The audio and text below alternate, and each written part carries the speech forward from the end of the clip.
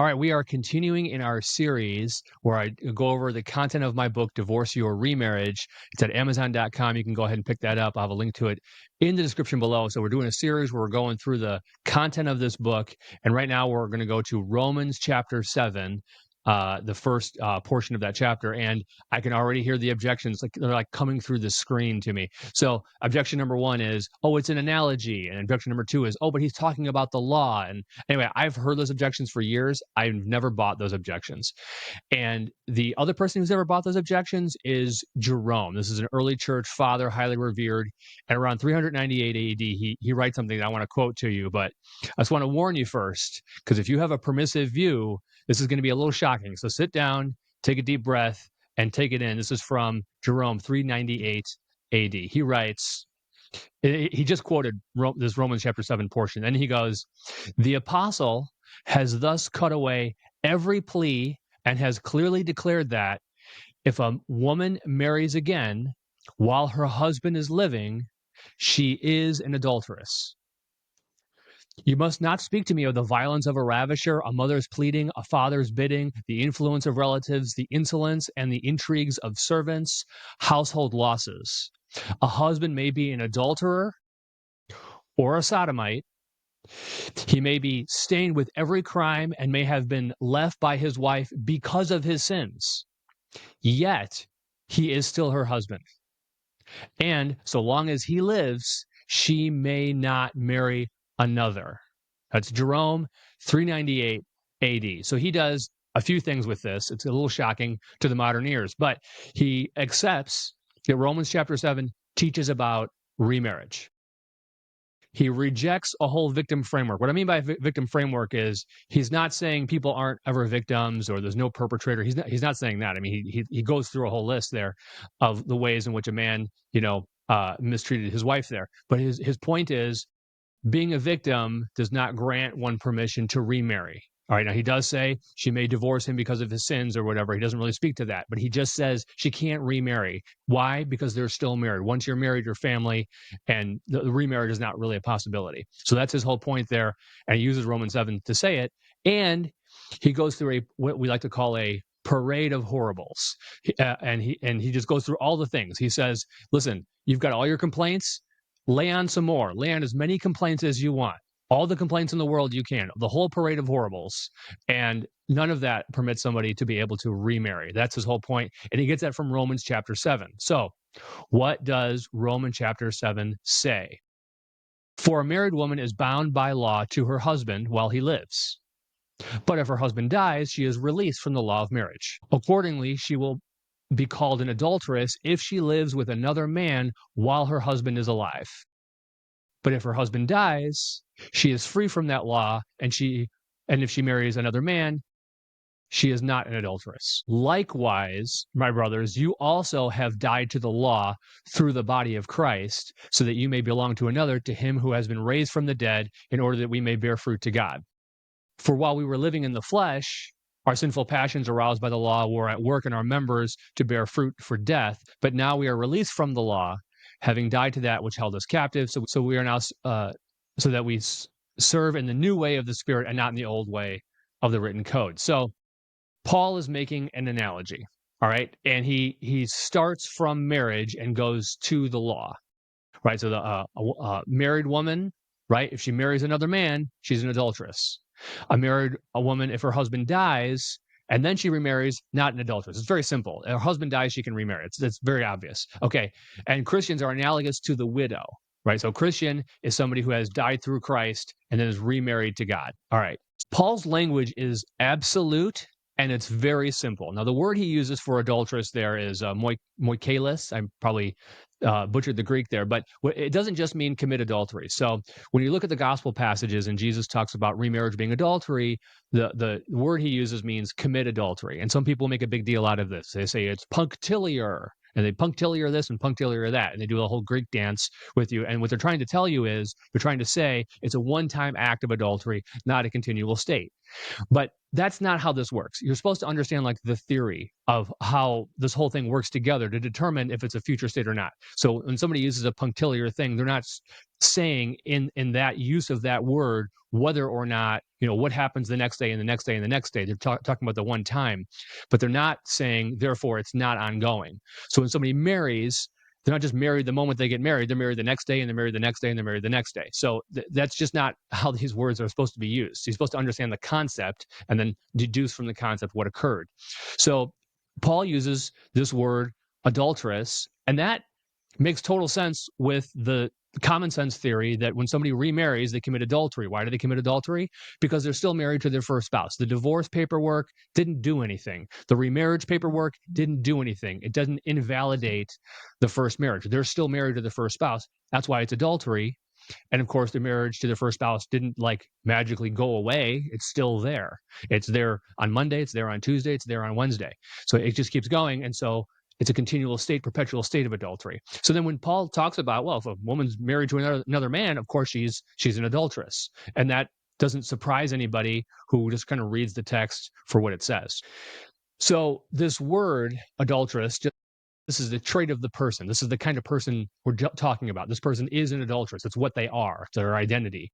So, for example, in Matthew 12:39, it uses the same word when Jesus says, "An evil and adulterous generation seeks for a sign." What kind of generation? Evil and adulterous. That's not a one-time act of adultery. It's the state of the generation to whom he's speaking of. Or Mark 8:38, whoever is ashamed of me and of my words in this adulterous and sinful generation. Same concept there. James 4:4, you adulterous people, do you not know that friendship with the world is enmity with God? So again, what kind of people? Adulterous people. And then 2 Peter 2:14, they have eyes full of adultery. And so that's the idea.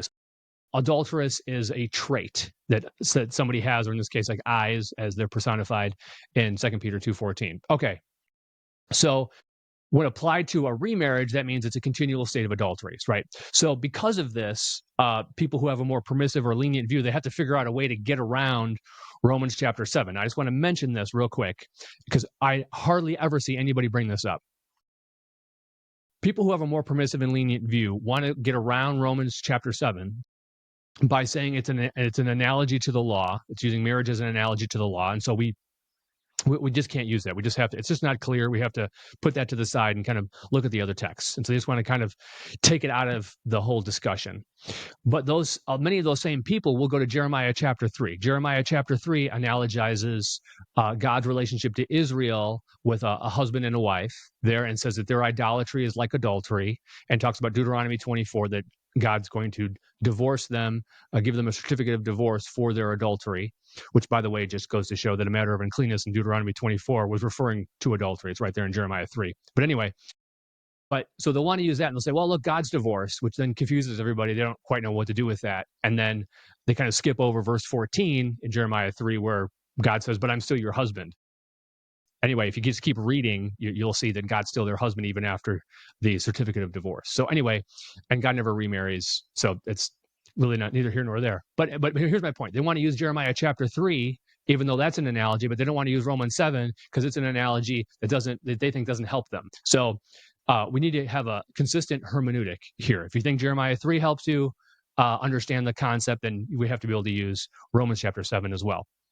And as I quoted earlier, Jerome definitely thinks this is a useful passage to help us understand the thinking of Jesus and Paul and just, what the teaching was from Jesus about divorce and remarriage. And you read a lot of the other early church people, none of them, it doesn't occur to anybody, oh, well, we can't use this because Paul's talking about the law. It doesn't even occur to anybody. Here's my question about the analogy.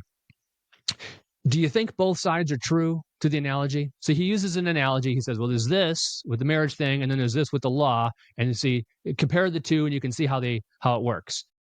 Was the first part true, or was it not true? The part about the marriage. I would think it's true. It's in the scriptures. I don't know how we're going to say part of the scripture is not true. Do we think that Paul was using an analogy and it doesn't make any sense? It's incorrect, and he's writing to the Romans something that's not correct, so that he can make an analogy from something that's untrue so that they can understand something that's unknown. That just nobody uses analogies that way. Here's what people do with analogies. This is just how language works. They go from the obvious concept to the obscure concept. They go from the clear concept to the confused concept, right? So suppose somebody puts a comment on social media, and the shadowy social media corporate person deletes their comment in the middle of the night because it's controversial and you're going to offend some like small group of, I don't know, furries that live in Maine somewhere. Okay. Anyway, so here's my point. And then let's say this person who made the comment takes them to court, and they hire a lawyer because a lawyer always wants your money, even if you're going to lose the case. And so they go before the judge, and the lawyer for the commenter says, "Your Honor, this is outrageous. Just as my client can go out in a public sidewalk and say what he wants, and as long as he's not threatening anybody, so he should be able to make this comment on this large social media platform. It's the public sidewalk of the day." Right. And then the corporate lawyer person comes in and goes, "This is ridiculous. This is like if somebody walked into a corporate office and started saying things and we didn't want it, so we kicked them out." And the judge has to figure out which analogy is closer to the facts of the case. Right. And of course, the corporate lawyer is going to win that particular lawsuit there. And whether you think that's good or bad, that's not the point. The point here is you go from the clear to the unclear. So the unclear might be, does the social media company have a right to delete your comments because they don't like them? And so when they go to the judge, they make these two different kind of analogies, and they say, well, it's more like my analogy. No, the other one's, no, it's more like my analogy. And so the judge has to figure out which analogy is closer. When Paul makes this analogy, he's telling the Romans something they already know. They already know a woman who is remarried, she's an adulteress while her husband's still alive. They know that. It's obvious to them, which is why Paul says it. And then he says, but hey, you guys, it's the same way when you go to the law. There has to be a death before you can then be joined to God. Just like the woman can't be remarried until her first husband dies. Now, the analogy is a little different in one respect, because with the woman and her first husband, the husband has to die for her to be able to remarry. And with us and the law and God, we die through Christ. So it's just who dies or whatever. But the point is, there's got to be a death in order to kind of end that first relationship before a second relationship can be entered into. So the death with the woman and her husband, the husband dies and she's able to remarry. And the death for us is that we die through Christ, and that breaks our relationship with the law so that we can be married to God. So that's the concept there. But here's my point. Paul thought both sides of his analogy were true. It is true. It's in the scripture, and he wouldn't have written to the Romans something that is untrue to help them learn something that is unknown about the law. That just is not how it works. It's not a reasonable hermeneutic. Here's another objection. People will say, well, Paul's main purpose here is to speak about the law here. His main purpose here isn't about marriage. So we shouldn't be reading a passage to get to what his main purpose is. And I just don't think that you can limit passages in that way. I think you can read a whole passage, and even if the thrust is this or the thrust is that, we can still see Jesus was in Galilee when he said this or that. The point of talking about John the Baptist and the baptism wasn't his location in the Jordan River, but nevertheless, we can read it and we go, yeah, he was in the Jordan River. Right. Even though that wasn't like the point of the passage. So I think you can get things from the passage besides like the exact thing that the main point the author is trying to communicate here. Now, if you think that divorce ends a marriage, that would raise a question with this analogy, because that means Jesus' death wasn't necessary to break free of the law. So that would make it like disanalogous there. So if you're someone who believes that when you get a divorce, it does actually end the marriage, you're going to have a problem with Paul's analogy. You're going to have to say his analogy is just like not true, which actually means with your view on marriage is an unbiblical view. If you think divorce actually ends a marriage, you're going to have a real problem here. Or if you think somebody breaking the law ends their relationship, if you think somebody committing adultery breaks their marriage relationship, then why is it then idolatry doesn't break someone's relationship with the law? So you just have like a bunch of problems with Romans chapter 7 if you have a more permissive view, rather than like this kind of simple absolute view. All right, so here's another objection people will use. They'll say, well, Paul here doesn't mention divorce. So what he's talking about here, perhaps, is a woman who's married to the first man, and then she marries a second man, and there's no divorce in between. So really, what we're talking about is a woman married to two men at the same time, polyamory. Okay, and the challenge with that is there's just no way the Roman church would have thought that's what Paul meant, because that was just a very rare occurrence. It just was not happening. And what you have to understand is if you think the divorce and remarriage, that those kind of legal um, changes that somebody makes to their marriage, but they're not actually real changes to their marriage, if you think those legal changes don't do anything, then it is like the person, a polygamy or a polyamory situation, and somebody who's divorced or remarried is kind of the same thing. So it's kind of begging the question to say, oh, well, he didn't say divorce, so therefore he's not talking about a divorce and remarriage kind of situation. Additionally, the problem with saying, well, he didn't say divorce is the problem is the principle he used was he's still alive. The principle was not he's still alive and undivorced, or, they're still alive and they didn't get a divorce. He could have just said, uh, if the woman divorces her husband and then she remarries, then she's okay. But he didn't say that, right? Because that is like not that's not what his view is. His view is someone's going to have to die. That's the whole point. And he could have analogized the divorce of the marriage to like our death through Christ, if he thought that divorce actually ended a marriage. But he didn't think that, so that's why he didn't write that. What he wrote was that her husband was going to have to die before she has moral permission to go ahead and get into a second valid marriage. I want you to notice Paul's phrasing here. He says, accordingly, she shall be called an adulteress if she lives with another man while her husband is alive. And the Damascus document uses this same phrasing about while her husband is alive. What they talk about there is a man who marries a second wife, and it says while the first is alive. There, and that person will be caught twice in fornication. I've covered that in prior episodes, but I just want to point out how the language is very similar to the Damascus document. That's another tie-in to show that the Damascus document, which was believed by the Essenes more likely than not, was the view that Jesus affirmed as being true, and that Paul also was teaching from, and Jesus spoke about it using the principle of two from creation, and you see that in Damascus document, and then here we see Paul using while the first is alive, that same phrasing that we see in the Damascus document. All right, there's one last objection I've heard from people, and that's when they'll talk about, well, the connection between the woman and like the second man, that the language for it in the English, it doesn't sound like, or if you look in the Greek, they'll say, well, we think that's not really a marriage. She's just like shacking up with a guy or something like that. But it's the same word it uses for our marriage then to God after we die through Christ to the law. So it's the same word here. So the analogy is the same,